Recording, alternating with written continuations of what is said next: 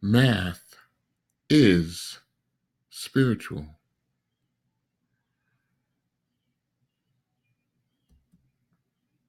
What is this? What is that?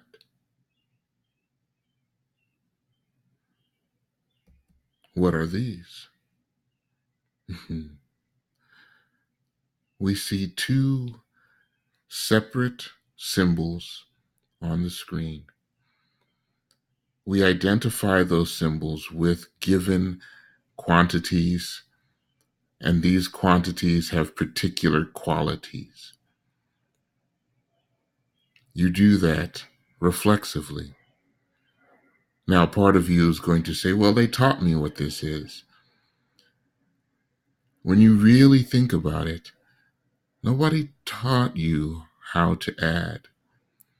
They showed you the symbols, and then you kind of get it. And once you get it, you can apply it with different degrees of efficiency freely. Once you learn the system, once you see and understand the relationships, there's a consistency in number. There are rules to number. There's a physics to number. And you, by being a human being, are capable of understanding them. Let's continue.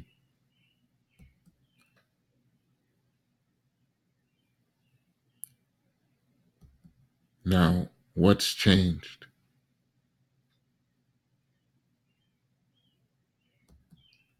Now, what has changed? We are conceiving of something purely in a mental realm and applying definite rules to abstract concepts. We are applying definite rules to abstract concepts. That is an ability to perceive into a dimension where these rules apply. When you see this, what stirs within you?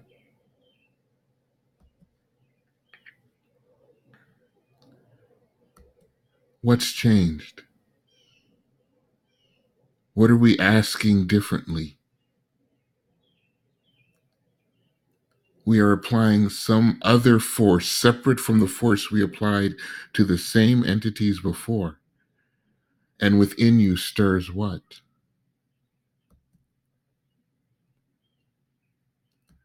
Again, the same entities, yet a different mode of relationship, a different way of modifying their effect upon one another. And what does this stir within you?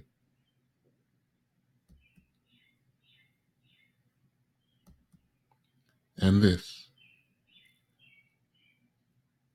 What do you know to be true? What do you know to be true?